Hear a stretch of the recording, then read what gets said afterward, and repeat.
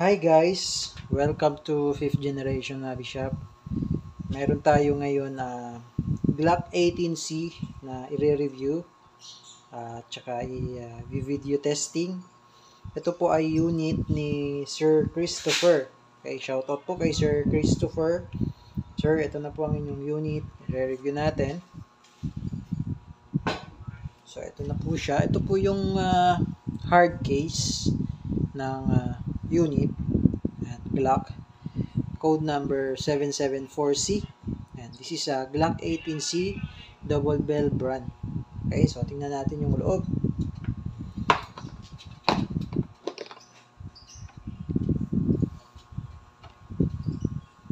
So ayan, naka-plastic pa siya, brand new.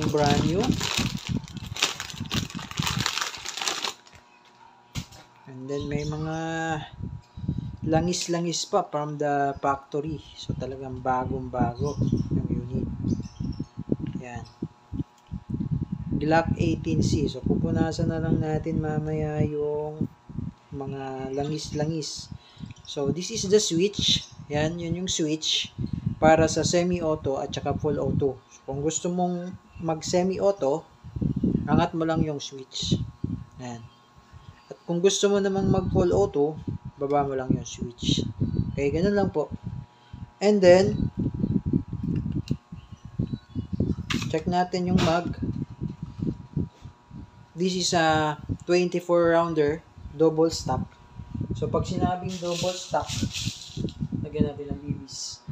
Pag sinabing double stock,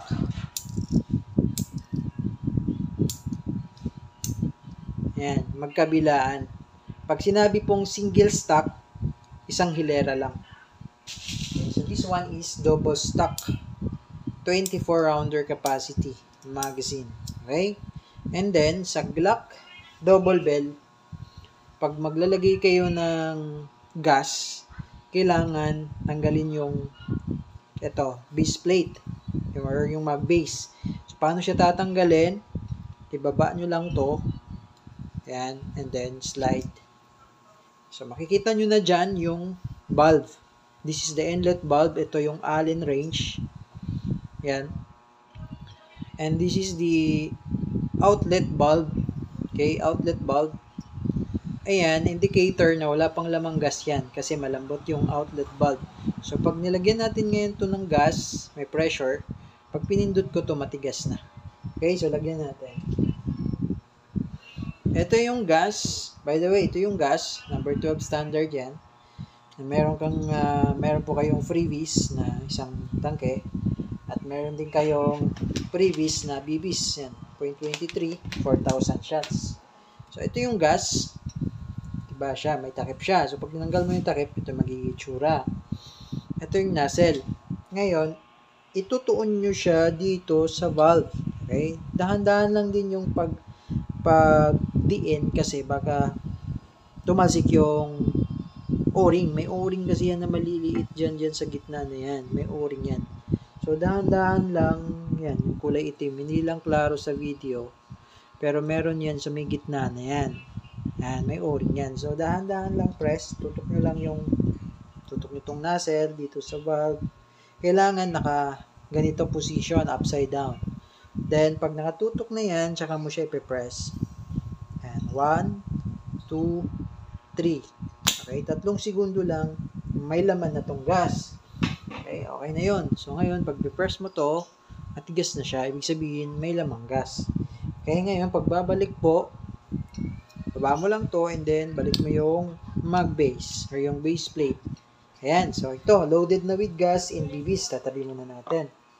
Okay, so request po ni Sir Christopher kung paano daw maglalagay ng red dot dito. So, pag maglalagay ka ng red dot, make sure wala magazine, babaklasin mo yung slide. So, pag babaklas ng slide, kakasa mo muna, kailangan ikasa, and then, itong disassembly latch, ito po yun, magkabilaan po yan, kailangan sabay ibababa. Okay, bababa ko po, ano? Yan. Yan. So, once nakababa na yan, bababa ko siya, pwede mo na siyang baklasin. Ayan. So, dito, makikita nyo po dito yung screw.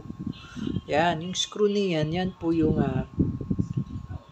tatanggalin para mahugot mo tong rear sight. So, pag nahugot mo tong rear sight, pag bumili po kayo sa amin ng red dot sight, meron siyang kasamang mounting plate para sa red dot. Then, kasyang-kasya po siya dito para mag-fit siya dito, and then ibabalik mo yung screw. So, yun na yung mounting plate para sa red dot. Okay, hindi ko lang ma-example ngayon kasi wala akong hawak na red dot. Okay, so ganun po ang paglalagay ng red dot. Pero, if ever na gusto nyong umorder, Sir Christopher, pwede kong i-demo sa inyo kung paano siya gawin or paano siya ikakabit. Okay, so madali lang naman. Tatanggalin mo lang yung screw na yan. Matatanggal mo na yan. Okay, so pagbabalik naman, itong dalawang railing na yan, dito mo ipapasok. Yan, sa dalawa na yan. Yan, yung may parang entry. Pasok mo yan dyan. Make sure lang na fit yan. Ganyan. O, ayun. Pasok na. Ganun lang. Okay? So, ganun lang. And then, ito palang unit natin, Glock 18C, meron siyang tactical railing. Kung gusto mong maglagay ng flashlight, meron tayong available na flashlight dito.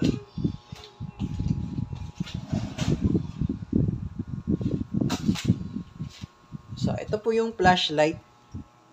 Plug and play lang to. So, kung gusto mong lagyan, wait. Yan. So, yan yung magiging design. Yan yung magiging itsura. So, ito yung flashlight. Malinaw yan. Malinaw yung flashlight na yan. May flasher pa yan. Yan.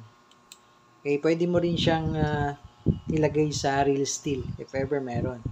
Okay, yan. Magandang flashlight sa gabi. Okay? So, ito pong flashlight ay na-order din sa amin. So, ito po ay kung gusto niyo pong mag-avail nito, mag-message lang po kayo. Okay? Now, ito palang unit natin, Glock 18C, meron siyang kasamang cleaning rod. Pwede siyang panlinis, pwede siyang panlinis ng barrel, pwede rin siyang in case na may bumara, pwede rin siyang panundot, double purpose. And then, meron na rin siyang kasamang loading nozzle. Loading nozzle, extra po ito, extra. So, ito po yung loading nozzle. Yan. Yung part niya yan. Yan. Plastic na yan. Plastic lang kasi yung loading nozzle talaga. So, yung stock. So, yan yung loading nozzle. Meron ka ng extra if ever na masira, ma-worn yung ating loading nozzle, pwedeng magpalit kasi may extra. Okay? So, ayan po yung unit. And then, ito palang papansin nyo po, ito palang outer barrel niya. Yan, yung part niya yan. May thread po yan. So, pwede po kayo maglagay dyan ng mga tracer units, suppressor, silencers. Yan, pwede po. Okay? So, ito po ang inyong unit. Yan. Before natin i-test fire, yan, papakita ko muna sa inyo yung unit nyo. Yan. Then, later on, iti-test fire natin yung semi and full automatic. So, again, this is a double bell Glock 18C, code number 774C. Okay? Sa mga gusto pong sumubok sa ganitong hobby, sa airsoft hobby, pwede po kayong message sa amin. Okay? Mag-PM sa amin. Okay? So, ngayon, iti-test fire po natin. Okay, Sir Christopher, ito na po ang inyong unit.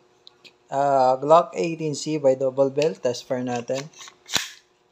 Ayan. So, ang test natin ngayon muna yung semi-automatic. Okay, so nakaangat yung switch. Semi-automatic muna. Okay. Ready to fire. Firing. Now, switch tayo sa full automatic naman. Baba mo lang yung switch. And rapid firing. Yun. So, nag-open slide siya. Balik lang natin sa semi-automatic. Baka kasi magulat tayo or magulat ka. Bakit? Pag pinutok mo, bigla na lang nag-full auto kasi pala yung switch naka-switch into full automatic. So, balik lang natin sa semi para iwas gulat. Okay? So, ngayon gawin nyo po, dahil nag-open slide na yan, wala na po yan bala. So, gawin nyo po, release nyo lang magazine. Pero ito, may gas pa po yan. Kapakapain nyo po yung bulb. Pag matigas, may gas. So, ang gawin nyo po, para bumalik yung slide, into original position, hatakan nyo lang, and then bitaw. Okay, hammer down. Okay, Sir Christopher, okay na po ang unit nyo. 100% in good condition. Wala pong problema ang unit. Walang singaw magazine. Working po. Okay, so if you have question regarding your unit, message na po sa aming page, 5th Generation Hub Shop. Thank you po.